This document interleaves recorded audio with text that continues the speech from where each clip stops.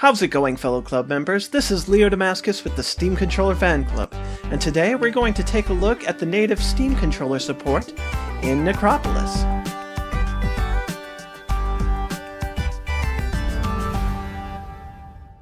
So when I'm looking at a new native configuration for the Steam controller, the first thing that I want to see is that there are at least two action sets.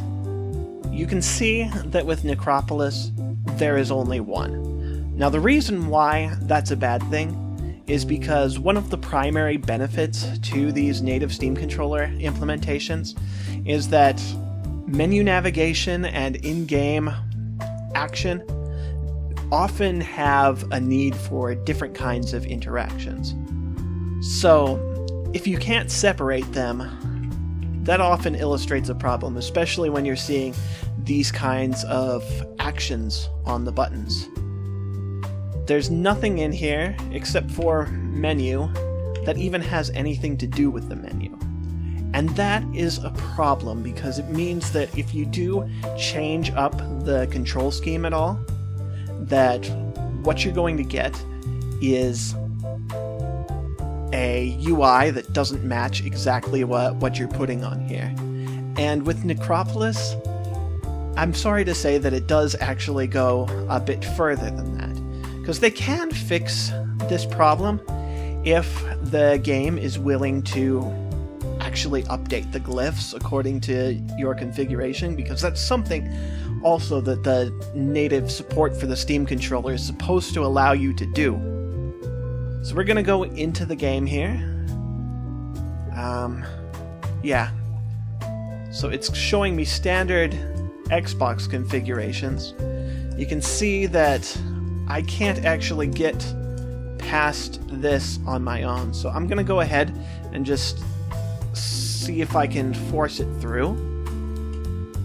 There we go, I used a keyboard. And at that point I'm able to go in. I can't really turn on the online right now. I'm not entirely sure why.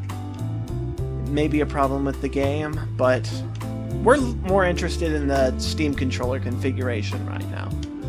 As you can see, I'm currently using the default configuration, so that's going to match what we have in here. But if you also know me, you know that I never want to keep that default configuration. So I have one that I set up originally,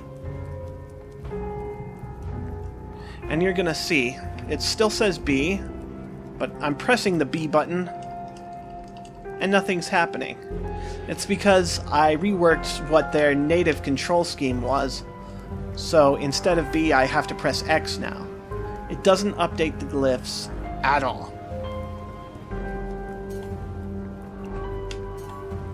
Not in this little thing, not for the regular menu controls, nothing. Now there's another thing that I want to show you guys that I think is a problem with this particular control scheme. Let's pick a character quickly. Whatever.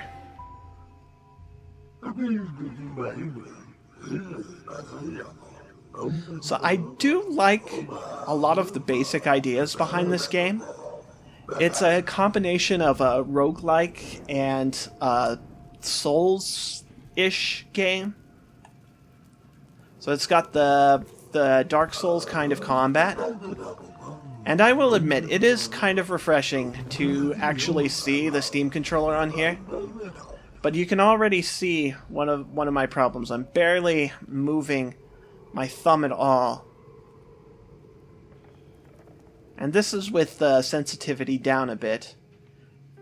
And it's doing these big jerky movements whenever I try to move around.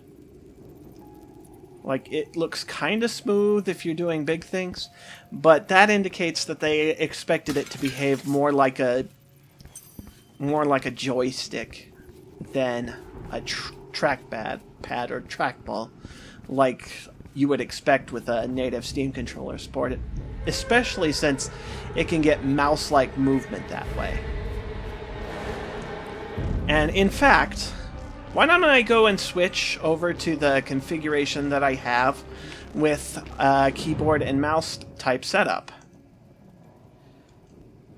You'll notice also that when I do this, I get access to my action sets again. So now let's move around, and you can see I have a much smoother camera now,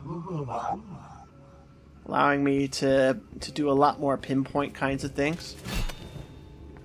Another thing that's actually nicer about the keyboard and mouse setup, I can actually use the mouse to move around the menus, and it works fairly consistently.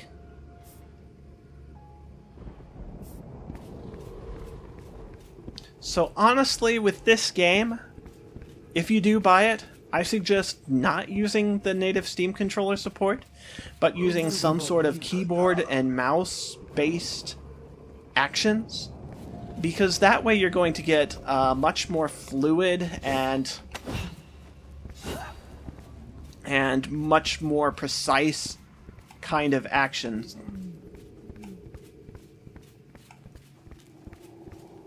So let's just go through a door quickly so that we can take a look. Now, because the Steam controller stuff isn't exactly accurate, I don't think that you're losing a whole lot going with the keyboard and mouse as far as glyphs are concerned, because you need to memorize what the difference is between your control scheme and theirs anyway. And at least with the keyboard and mouse, since it doesn't look like something that's on the controller, you'll be trying to do that instead of it tricking you up. I missed that pyramid thing. But anyway, that should mostly illustrate what's going on with this game. Do I recommend it for those of you looking for Steam controller support in order to fully enjoy your Steam controller? I don't. I would actually recommend the Dark Souls games if you're looking for a Souls-like experience with the Steam controller before I'd recommend this one. In fact, if you look at my website, I've even got it set up so that the original Dark Souls can use the Steam controller glyphs. Check out SteamControllerFanClub.com if you haven't already done that. But that's going to wrap it up for me, guys. This is Leo Damascus, and I'm signing off for now. Take care.